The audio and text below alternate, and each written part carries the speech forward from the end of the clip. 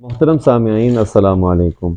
آج مسلمان بہت زیادہ ایک بات کا شکوہ کرتے ہوئے نظر آتے ہیں کہ اللہ ہماری دعائیں سنتا نہیں ہے، نعوذ باللہ اللہ ہماری دعائیں قبول نہیں کرتا ہے۔ یقین مانیے یہ بہت بڑا شیطان کا ایک دھوکہ ہے مسلمانوں پر، جو مسلمان اس طرح کے جملے اپنے منہ سے نکالتے ہیں۔ اس سے توبہ کرنی چاہیے، کیونکہ اللہ نے ارشاد فرمایا وَنَحْنُ أَقْرَبُ إِلَيْهِ مِنْ حَبْلِ الْوَرِيدِ، ہم انسان کی شاہرگ سے بھی زیادہ قریب ہیں۔ اللہ رب العزت نے خود قرآن مجید میں ارشاد فرمایا کہ جب میرے بندے مجھے پکارتے ہیں یعنی مجھ سے مانگتے ہیں، اجیب دعوت الداعی اذا دعانی، میں ان کی پکار کو سنتا ہوں۔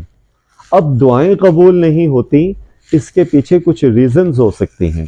آپ صلی اللہ علیہ وسلم کی احادیث کے مطابق اگر انسان کے بدن پر حرام مال ہو یا انسان کی پرورش حرام مال سے ہو تو اللہ رب العزت ایسی دعاؤں کو قبول نہیں فرماتا ہے، ایسے شخص کی دعائیں قبول نہیں فرماتا ہے۔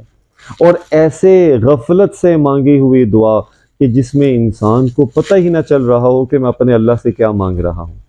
لیکن اگر یہ دونوں کیفیتیں کسی شخص کے اندر ہیں تو پھر بھی نا امید نہ ہو، یہ ایک دم تو چھوڑی نہیں جا سکتی۔ ایک انسان نعوذ باللہ اگر حرام مال میں پڑا ہوا ہے تو نیت کر لے کہ اب میں نے ان کاموں کو چھوڑ دینا ہے جو اللہ اور اس کے رسول صلی اللہ علیہ وسلم کی ناراضی کا باعث ہے۔ اب دعاؤں کے قبول ہونے کی 5 ترتیبیں ہیں، اگر ہم ان کو اپنے مائنڈ میں رکھ لیں تو کبھی بھی دل میں یہ خیال نہیں آئے گا کہ اللہ ہماری دعائیں قبول نہیں کرتا ہے۔ دعا کی قبولیت حوالے سے پہلی ترتیب کہ آخرت کے حوالے سے جو بھی دعا انسان مانگتا ہے اللہ رب العزت اس کو ضرور قبول فرماتے ہیں۔ دعا کی دوسری ترتیب کہ وہ اگر انسان ایک دعا اللہ سے مانگتا ہے کہ اللہ مجھے فلاں چیز چاہیے، تو اس کی قبولیت کی پہلی نشانی یہ ہے کہ رات کو اللہ سے دعا مانگی، صبح اٹھ کر اللہ نے وہ چیز دے دی تو سمجھ جاؤ کہ وہ دعا قبول ہو گئی۔ اس کی دوسری حالت یہ ہے کہ انسان جو دعا مانگ رہا ہے کہ اے اللہ مجھے فلاں کام کی ضرورت ہے یا مجھے فلاں اتنے پیسوں کی ضرورت ہے، اے اللہ تو میری دعا قبول فرما۔ اب اللہ کی مصلحت یہ ہے کہ اللہ رب العزت اس کو فوراً نہیں دیتے بلکہ اس کو رلاتے ہیں، کیونکہ اللہ کو اپنے بندے کا رونا بڑا ہی پسندیدہ ہے۔ میں قربان جاؤں اللہ کی اس پسند پر۔ ہمارے سینکڑوں کام، ہماری سینکڑوں چیزیں اللہ کی اس فرمان پر یا اللہ کی اس بات پر قربان ہیں کہ اللہ رب العزت کو ہمارا رونا پسند آ رہا ہے، کوئی مسئلہ نہیں ہے، کوئی ٹینشن والی بات نہیں ہے۔ تو اللہ رب العزت بندے کو رلا کر دیتے ہیں، فوراً نہیں دیتے۔ اس کی تیسری ترتیب یہ ہے کہ انسان جو مانگ رہا ہے وہ اس کی مصلحت کے مطابق نہیں ہے، اس کے لیے بہتر نہیں ہے۔ مثال کے طور پر قرآن مجید میں حضرت مریم علیہ السلام کی والدہ نے یہ منت مانی تھی کہ اللہ تو مجھے بیٹا دے گا تو میں بیت المقدس کی خدمت کے لیے وقف کر دوں گی۔ جب ان کی بیٹی ہوئی حضرت مریم تو انہوں نے کہا انی وضعتها انثی، اے اللہ میری تو بیٹی ہوئی ہے۔ تو اللہ رب العزت نے ارشاد میں واللہ اعلم بما وضعت، میں جانتا ہوں، اللہ جانتا ہے اس بات کو کہ تو نے کیا پیدا کیا ہے، اور میں یہ بھی مانتا ہوں وَلَيْسَ الذَّكَرُ كَالْأُنثىٰ، کہ مرد عورت کی طرح نہیں ہوتا۔ لیکن وہ جو دعا مانگی تھی بیٹے کے لیے، اب ہوئی بیٹی، لیکن وہ بیٹی کتنی خیر و برکت والی تھی کہ اللہ نے ان کے بطن سے ایک نبی کو پیدا کیا، حضرت عیسیٰ علیہ السلام۔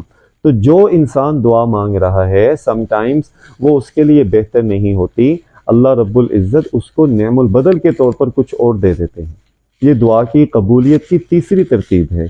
چوتھی ترتیب یہ ہے کہ انسان ایک دعا مانگ رہا ہے اللہ سے، اللہ میرا فلاں کام کر دے، لیکن وہ کام نہیں ہو رہا، اللہ رب العزت اس پر آنے والی کوئی مصیبت کو ہٹا دیتے ہیں۔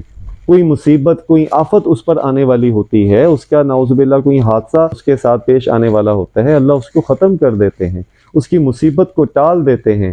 تو سمجھ جائیں کہ جو آپ دعا مانگ رہے تھے اللہ نے وہ قبول کر لی۔ اور دعا کی قبولیت کی آخری ترتیب یہ ہے کہ انسان جو دعا مانگ رہا ہے اللہ رب العزت نے نہ اس کو فوراً دیا، نہ دیر سے دیا، نہ اس کا نعم البدل دیا، نہ کوئی آفت سے محفوظ رکھا، بلکہ اللہ نے اس کی جو دعا تھی اس کو اپنے پاس ریزرو کر لیا۔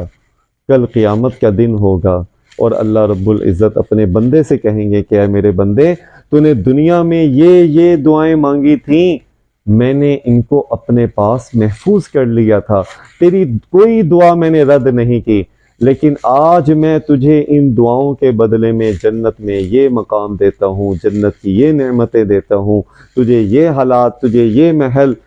اللہ رب العزت کی طرف سے نعمتوں کی بارش شروع ہو جائے گی، اور وہ بندہ خواہش کا اظہار کرے گا کہ کاش دنیا میں میری کوئی بھی دعا قبول نہیں ہوتی۔